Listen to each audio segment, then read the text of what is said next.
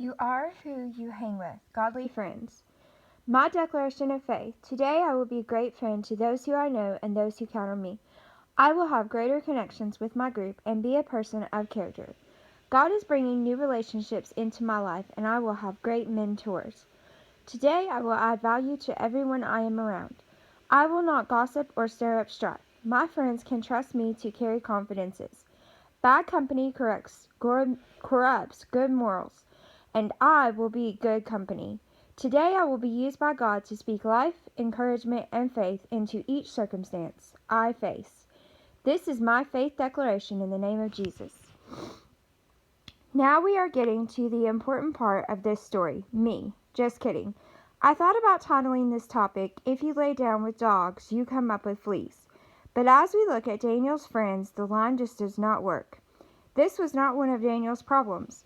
The scripture is clear that bad company corrupts good morals.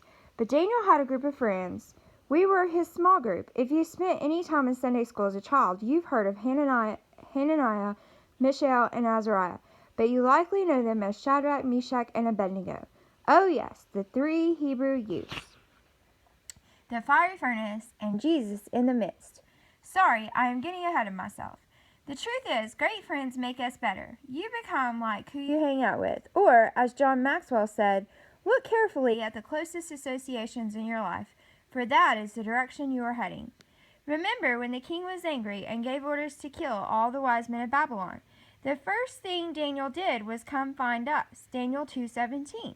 When he got to us, he asked us to pray that God would reveal the mystery of the dream to him. Let's get raw and real. Let's be specific. Do your friends pray for you?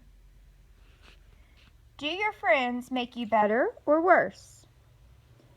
Is it time to get some godly friends, or better yet, get into a Faith Promise small group? I know you remember the story of how God revealed the mystery to Daniel and we were spared.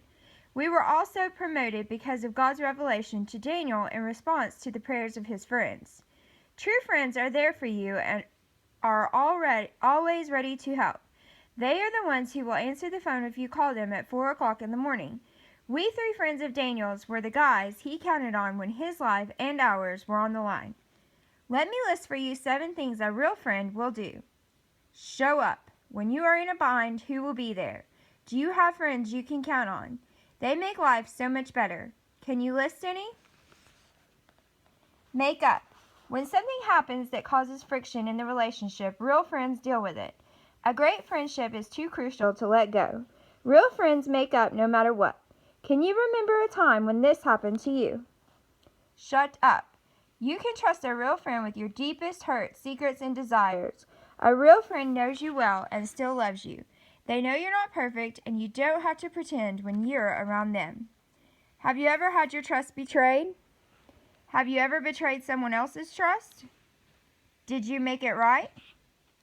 Stand up. A real friend will stand up for you when others are throwing you under the bus. Acquaintances will keep silent when you are being trashed, but a real friend will put a stop to it. I tell the staff at Faith Promise that silence is thought to be agreement. Who has stood up for you in the past? Speak up. Friends don't let others think they agree with them when they are trashing you. They stand and say, you have it all wrong. They know your heart and know how to defend you. Do you have a friend who speaks up for you when you're not around? Re-up. A real friend is always ready to recommit to the relationship. You can always tell real friends. They're the ones walking in when everyone else is walking out. Do you have anyone like this in your life? Look up. Real friends are the ones who are praying for you on a daily basis, just like Daniel's friends did for him, who take you to the throne of God every day. I have some great friends who pray for me every day, and I do the same for them. Friends are angels who lift us to our feet when our wings have trouble remembering how to fly. Friends are angels who lift us to our feet when our wings have trouble remembering how to fly. Who lifts you up to our Father daily? George Washington said, associate with men of good quality if you esteem your own reputation, for it is better to be alone than in bad company. One of the most important decisions you will ever make is who to surround yourself with. This is no light matter and should be considered carefully and prayerfully. Those that surround you will limit the level of your success.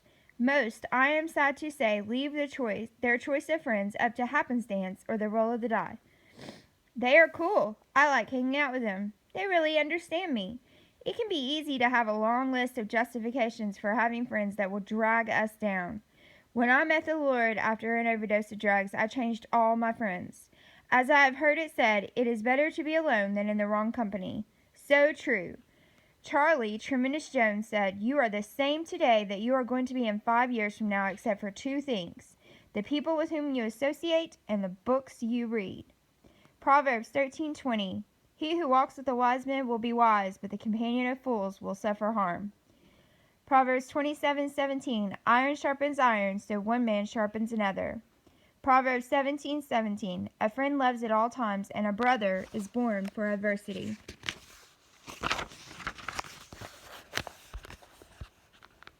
I think it's cool that the book of the Bible called the Wisdom Book has so much to say about your friends and who you hang with. Proverbs 25:19. Like a bad tooth and an unsteady foot is confidence in a faithless man in time of trouble. Think about your friends. If they do not bring out the best in you, then it might be time for you to make some changes. To be your best and to reach the potential placed in you by God will require some sacrifices. You may have to give up to go up. Every study in human behavior shows that good friendships make life much richer in every aspect and on every level. Gallup research shows that close friendships at work boost employee satisfaction by almost 50%. People with friends at work are 96% more likely to be extremely satisfied with their life.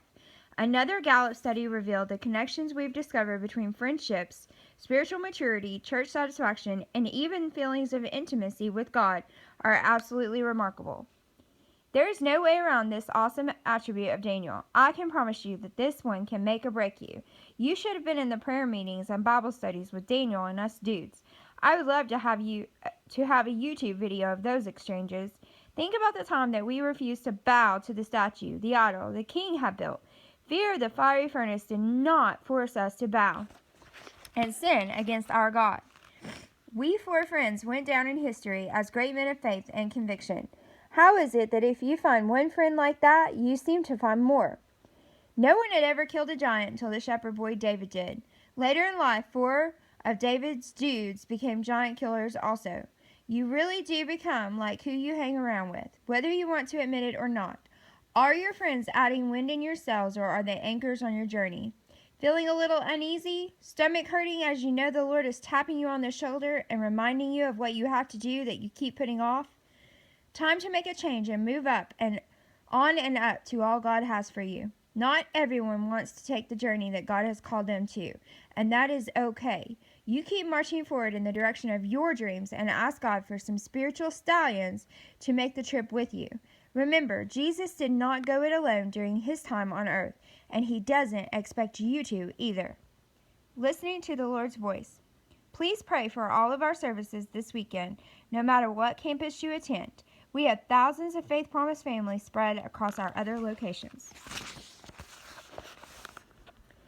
Please pray for our FP Kids ministry at each campus. Pray we are growing and developing warriors for God, even though they may be short. After reading this chapter, what changes do you need to make? Take a few more minutes, and review the important relationships you have. What needs to change? Would others call you a good friend? Who counts on you? We all want good friends, but don't all want to be one. You reap what you sow.